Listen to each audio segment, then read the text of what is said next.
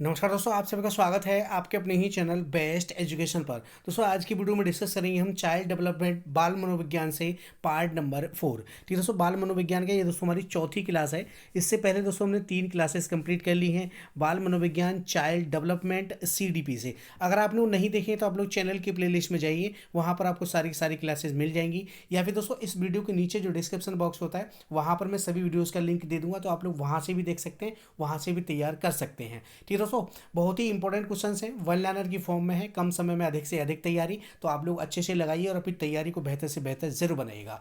Uttar Pradesh TET के लिए, UP TET के लिए बहुत ही रामबाण क्लास है, तो आप लोग अच्छे से देखिए। और अदर जितने भी एग्जाम्स होते हैं, जितने भी टीचिंग एग्जाम्स होते हैं, सभी के लिए रामबाण क्लास है, तो आप लोग अच्छे से देखें और अपनी तैयारी को एक नई दिशा जरूर दें।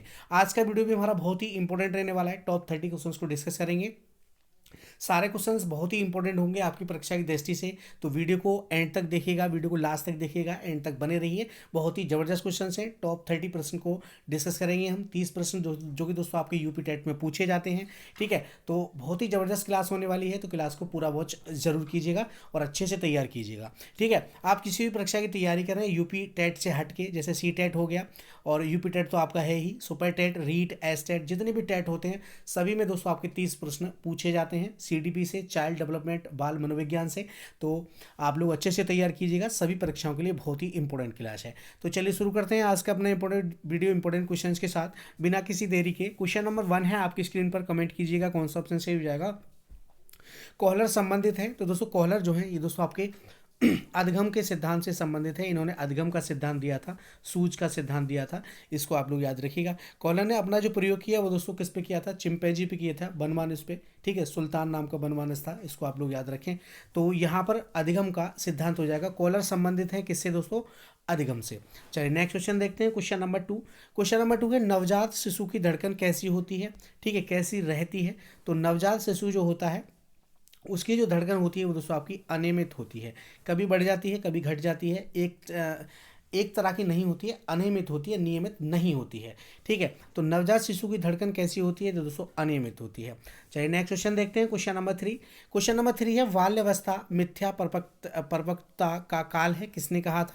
इंपॉर्टेंट क्वेश्चन है दोस्तों, बाल्यावस्था मिथ्या परिपक्वता का काल है, किसने कहा। तो दोस्तों ये आपका रॉस ने कहा था, किसने कहा था, रॉस ने। ये परिभाषाएं पूछी जाती हैं, 1 से 2 परिभाषा आपको एग्जाम में जरूर देखने के लिए मिलेगी। ठीक है, पिछले प्रीवियस ईयर उठाकर देख लीजिए, और ये जो क्वेश्चन हैं सारे के सारे दोस्तों आपके प्रीवियस ईयर ही हैं। ठीक है, वन लाइनर की फॉर्म में इनको मैंने कन्वर्ट कर दिया है। ठीक है, तो आप लोग अच्छे से देखिएगा, प्रीवियस ईयर ही कर रहे हैं दोस्तों। ठीक है, क्वेश्चन नंबर 4 है एडोलसेंस किसकी पुस्तक है। तो दोस्तों एडोलसेंस जो है ये दोस्तों आपकी स्टेने हॉल की पुस्तक है, किसकी दोस्तों, स्टेनले हॉल की। चलिए नेक्स्ट क्वेश्चन देखते हैं, क्वेश्चन नंबर 5। किशोर अवस्था में हड्डियों की संख्या कितनी होती है। इंपॉर्टेंट क्वेश्चन है दोस्तों, किशोर अवस्था में जब बच्चा किशोर अवस्था कितनी होती है दोस्तों, किशोर अवस्था जो होती है हमारी वो आपकी दोस्तों 11 से 18 होती है। ठीक है, इस चीज़ को आप लोग याद रखिएगा। ठीक है, तो यहाँ पर हमारा क्या हो जाएगा, 206 हड्डियाँ होती है। कितनी होती है दोस्तों, 206 हड्डियाँ होती है। मतलब बच्चा जो है एक वयस्क हो जाता है किशोर अवस्था में। ठीक है, और शैशव अवस्था में हड्डियों की संख्या होती है दोस्तों आपकी 270, और बाल्यावस्था में दोस्तों आपकी 350 हो जाती है। ठीक है, तो 206 हो जाएंगी। किशोर अवस्था में हड्डियों की संख्या कितनी होती है, 206 होती है, इसको आप लोग याद रखिएगा। चलिए नेक्स्ट क्वेश्चन देखते हैं, क्वेश्चन नंबर 6। सिर तथा मस्तिष्क का पूर्ण विकास हो जाता है। ठीक है, सिर तथा मस्तिष्क का पूर्ण विकास हो जाता है, तो दोस्तों ये आपके किशोर अवस्था में हो जाता है, लगभग 16 वर्ष तक। ठीक है, लगभग 16 वर्ष तक की आयु में सिर तथा मस्तिष्क का पूर्ण विकास हो जाता है। ठीक है, तो ये आपकी किशोर अवस्था के अंतर्गत ही आती है। ठीक है, याद रखिएगा, बहुत ही इंपॉर्टेंट क्वेश्चन है, सारे क्वेश्चंस बहुत ही इंपॉर्टेंट हैं। ठीक है दोस्तों, क्वेश्चंस कैसे रहे, क्लास कैसी रही, कमेंट सेक्शन में कमेंट करके जरूर बताएं। ठीक है, कमेंट सेक्शन आप लोगों के लिए है। यूपी टेट के लिए रामबाण क्लास है, तो यूपी टेट के लिए हमारी क्लासेस शुरू हो चुकी हैं, और जिन भी भाई बहन ने फॉर्म नहीं भरा है तो आप लोग फॉर्म जरूर भर दीजिए, फॉर्म भरे जा रहे हैं आपके।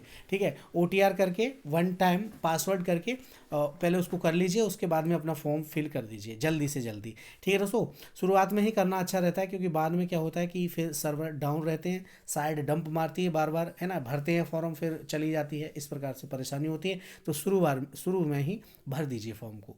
चलिए नेक्स्ट क्वेश्चन देखते हैं, क्वेश्चन नंबर 7। क्वेश्चन नंबर 7 है प्याजे की पूर्व संक्रियात्मक अवस्था की आयु सीमा है। ठीक है, पूर्व संक्रियात्मक अवस्था पूछिए, तो दोस्तों ये आपकी 2 से 7 वर्ष हो जाएगी। ठीक है दोस्तों, 2 से 7 वर्ष। पहली जो अवस्था है उनकी दोस्तों 2 से 0 वर्ष है। ठीक है, संक्रियात्मक अवस्था।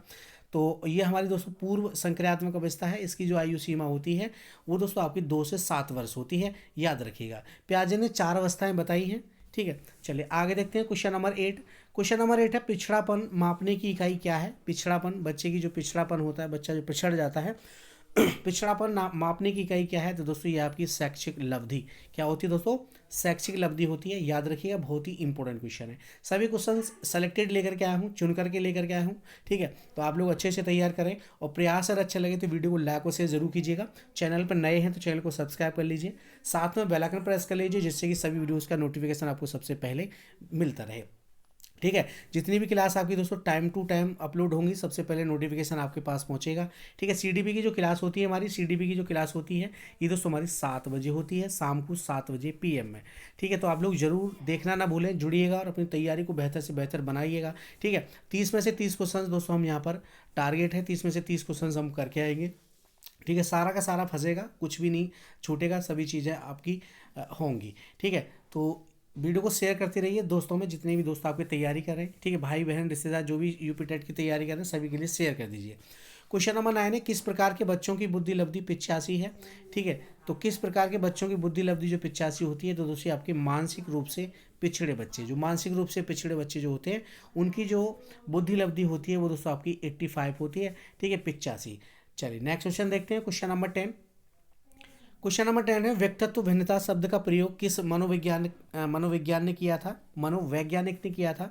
तो दोस्तों ये आपका गाल्टन ने किया था। ठीक है दोस्तों, किसने किया था, गाल्टन ने। व्यक्तित्व भिन्नता का शब्द, व्यक्तित्व भिन्नता शब्द का प्रयोग किस मनोवैज्ञानिक ने किया। तो दोस्तों ये आपका गाल्टन ने किया था। चलिए नेक्स्ट क्वेश्चन देखते हैं, क्वेश्चन नंबर 11। शिक्षा वह प्रक्रिया है जिसके द्वारा व्यक्ति के व्यवहार में परिवर्तन किया जाता है, किसने कहा था। तो दोस्तों ये आपका जेम्स ड्राइवर ने कहा था। ये जो आपका जो परिभाषा है ये किसकी है। तो दोस्तों ये आपकी जेम्स ट्रेवर की है। शिक्षा वह प्रक्रिया है जिसके द्वारा व्यक्ति के व्यवहार में परिवर्तन किया जाता है, किसने कहा, जेम्स ट्रेवर ने कहा था। चलिए आगे देखते हैं, क्वेश्चन नंबर 12। क्वेश्चन नंबर 12 में अंधे लोगों की भाषा का क्या नाम है। तो अंधे लोगों की जो भाषा होती है वो दोस्तों आपकी ब्रेन लिपि होती है। ठीक है, ब्रेन लिपि होती है, इसमें जो अक्षर होते हैं वो उभरे हुए होते हैं, तो हाथों से ऐसे करके टच करके वो पढ़ते हैं, तो ब्रेन लिपि। चलिए नेक्स्ट क्वेश्चन देखते हैं, क्वेश्चन नंबर 13। क्वेश्चन नंबर 13 है शिक्षा मनोविज्ञान के अनुसार शिक्षा का केंद्र बिंदु है। ठीक है, तो शिक्षा मनोविज्ञान के अनुसार शिक्षा का जो केंद्र बिंदु है वो दोस्तों आपका बालक है। कौन है दोस्तों, बालक। ठीक है दोस्तों, बच्चा जो होता है वो शिक्षा के मिडिल में होता है, केंद्र बिंदु बच्चा होता है। बच्चे के हिसाब से ही हमको शिक्षा देनी है, बच्चे के हिसाब से ही हमको पढ़ाना है। चलिए नेक्स्ट क्वेश्चन देखते हैं, क्वेश्चन नंबर 14। शास्त्रीय अनुकूलन का सिद्धांत का प्रतिपादन किसने किया। शास्त्रीय अनुकूलन का सिद्धांत का प्रतिपादन किसने किया। तो दोस्तों ये आपका पावलोव ने किया था। किसने किया था, पावलोव ने। पावलोव ने दोस्तों अपना जो प्रयोग किया वो दोस्तों आपका कुत्ते पर किया था। किस पे किया था, कुत्ते पर किया था। चलिए आगे देखते हैं, क्वेश्चन नंबर 15। क्वेश्चन नंबर 15 है मानसिक विकास का संबंध है। मानसिक विकास का संबंध किससे है। तो दोस्तों ये संवेदना से है, प्रत्यक्षीकरण से है और चिंतन से है। मानसिक विकास जो मस्तिष्क का विकास होता है उसका संबंध दोस्तों संवेदना से है, प्रत्यक्षीकरण से है और दोस्तों आपका चिंतन से है। चिंतन मतलब थिंकिंग, सोचना। चलिए नेक्स्ट क्वेश्चन देखते हैं, क्वेश्चन नंबर 16। तुम मुझे एक बालक दे दो, मैं उसे ऐसा बना दूंगा जैसा तुम चाहते हो। यह कथन किसका है। तो दोस्तों ये आपका कथन जो है JB वॉटसन का है। ये वॉटसन ने कहा था तुम मुझे एक बालक दे दो, मैं उसे जैसा बनाऊंगा, मुझे बालक दे दो, उसे ऐसा बनाऊंगा जैसा तुम चाहते हो। ठीक है, तो JB वॉटसन ने कहा था। चलिए नेक्स्ट क्वेश्चन देखते हैं, क्वेश्चन नंबर 17। क्वेश्चन नंबर 17 है बाल मनोविज्ञान के जनक हैं। बाल मनोविज्ञान के जनक कौन है। तो दोस्तों ये है आपकी पेस्टालॉजी। ठीक है दोस्तों, कौन है, पेस्टालॉजी। ठीक है, याद रखिएगा, इंपॉर्टेंट क्वेश्चन है। वीडियो को शेयर करते रहिए, सभी दोस्तों में वीडियो को जरूर पहुंचाइए। ठीक है, क्वेश्चन नंबर 18 है जलोढ़ा परीक्षण किससे संबंधित है। जलोढ़ा परीक्षण जो है ये किससे संबंधित है। ये दोस्तों आपका शाब्दिक बुद्धि से संबंधित है। किससे दोस्तों, शाब्दिक बुद्धि से संबंधित है। इस परीक्षण, ये जो परीक्षण है ये दोस्तों आपका 12 से 14 वर्ष के बच्चों पे किया जाता है। ठीक है, जलोढ़ा परीक्षण का किससे संबंधित है। तो दोस्तों शाब्दिक बुद्धि से। चलिए नेक्स्ट क्वेश्चन देखते हैं, क्वेश्चन नंबर 19। क्वेश्चन नंबर 19 है संप्रेषण के कितने प्रकार हैं। संप्रेषण के प्रकार पूछिए हमसे, संप्रेषण के कितने प्रकार हैं। तो दोस्तों संप्रेषण जो होता है वो 2 प्रकार का होता है। कितने प्रकार के होते हैं, 2 प्रकार के, शाब्दिक और दोस्तों अशाब्दिक। याद रखिएगा, ये क्वेश्चन आपका पूछा गया है यूपी टेट में।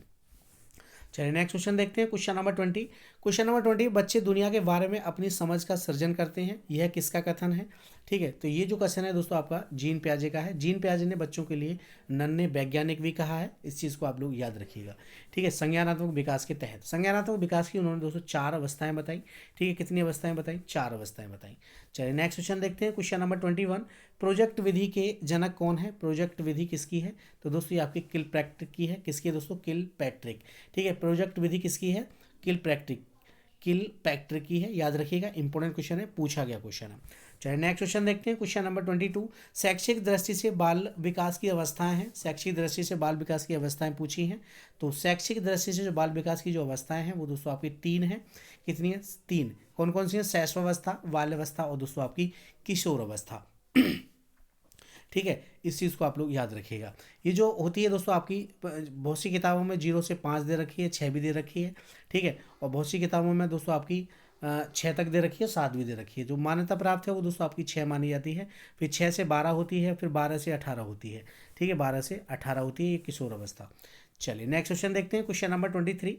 क्वेश्चन नंबर 23 है, बुद्धि परीक्षण निर्माण के जन्मदाता हैं। बुद्धि परीक्षण निर्माण के जन्मदाता कौन है? तो दोस्तों ये है आपके अल्फ्रेड विने। ठीक है, बुद्धि परीक्षण सबसे पहले इन्होंने ही किया था, अल्फ्रेड विने ने। चलिए नेक्स्ट क्वेश्चन देखते हैं। Question number 24। क्वेश्चन नंबर 24 है, स्पेयरमैन ने बुद्धि के त्रिकारक सिद्धांत में तीसरा कारक कौन सा बताया है? ठीक है, स्पेयरमैन ने बुद्धि के त्रिकारक सिद्धांत में तीसरा कारक कौन सा बताया है? तो दोस्तों आपका इन्होंने बताया है समूह कारक। ठीक है दोस्तों, कौन सा बताया है? समूह कारक, याद रखिएगा। बुद्धि का त्रिकारक सिद्धांत किसने दिया? तो दोस्तों स्पेयरमैन ने दिया था, ऐसा भी आपसे पूछा जा सकता है। चलिए नेक्स्ट क्वेश्चन देखते हैं। Question number 25। क्वेश्चन नंबर 25 पे गेस्टाल्टवादी क्या है? तो गेस्टाल्टवादी पूछा है हमसे, गेस्टाल्टवादी क्या है? तो दोस्तों ये जर्मनी के विद्वानों का एक समूह है जिसमें आपके कोहलर हैं, कॉफका हैं और दोस्तों बर्दिमल शामिल हैं। ये तीनों हैं, तीनों को दोस्तों गेस्टाल्टवादी कहा जाता है। ठीक है, जो कि सूज का सिद्धांत दिया था, जिन्होंने चिंपैंजी पे अपना प्रयोग किया था। ठीक है, तो जर्मनी के विद्वानों का समूह जिसमें कोहलर, कोफका और बर्दिमल शामिल हैं, इनको दोस्तों गेस्टाल्टवादी कहा जाता है। चलिए नेक्स्ट क्वेश्चन देखते हैं। क्वेश्चन नंबर 26, मनोसामाजिक विकास का सिद्धांत किसने प्रतिपादित किया? इंपॉर्टेंट क्वेश्चन है, मनोसामाजिक विकास का सिद्धांत किसने प्रतिपादित किया?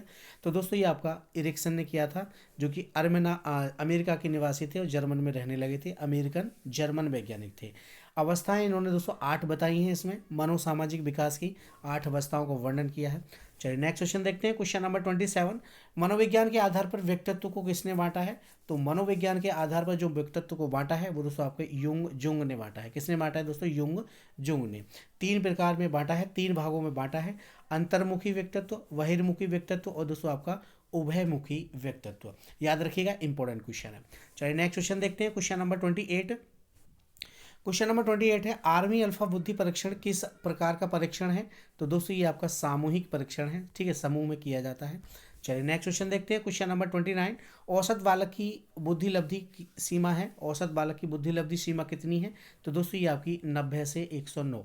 ठीक है, टर्मन के अनुसार 90 से 109 के अनुसार 109 है। ठीक है, 90 से 109 औसत बालक आता है, औसत बुद्धि लब्धि वाला बालक।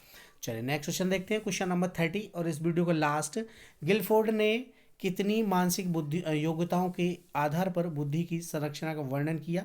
ठीक है, गिलफोर्ड ने, तो गिलफोर्ड ने दोस्तों आपकी 3 संरचना, बुद्धि की संरचनाओं का वर्णन किया। विषय वस्तु जिसमें 4 विषय, संक्रिया 5 और उत्पादन जिसको परिणाम कहा जाता है उसमें दोस्तों आपका 6 कारक बताए। ठीक है, तो गिलफोर्ड ने कितनी मानसिक योग्यताओं के आधार पर बुद्धि की संरचना का वर्णन किया है? तो दोस्तों आपके 3 प्रकार बताए हैं, विषय वस्तु, संक्रिया और उत्पादन। ठीक है, तो ये थे मोस्ट 30 क्वेश्चंस साइकोलॉजी से, सीडीपी से। वीडियो कैसा रहा कमेंट सेक्शन में कमेंट करके जरूर बताएं, और प्रयास अगर अच्छा लगा तो वीडियो को लाइक और शेयर कर दीजिए। चैनल पर नए हैं तो चैनल को भी सब्सक्राइब कर लीजिए। मिलते हैं अगली वीडियो में नए क्वेश्चंस, नए वीडियो के साथ। तब तक के लिए जय हिंद, जय भारत, धन्यवाद दोस्तों।